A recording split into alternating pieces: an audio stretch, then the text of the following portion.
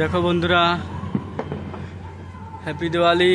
তো সেই দিওয়ালিরই এখন এই দেখো অনেক অনেক জায়গায় বাজি ফাটানো হচ্ছে।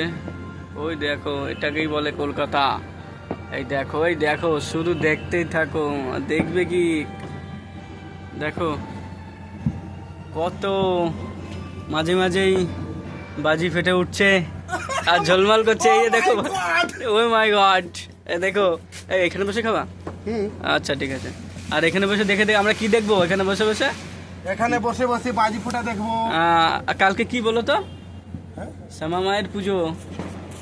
তো সেই উপলক্ষে সবাইকে অনেক অনেক শুভেচ্ছা এবং উষ্ণ অভিনন্দন। আর আমরা এখন এই যে দেখো রাতে ডিনার করতে চলে এসেছি।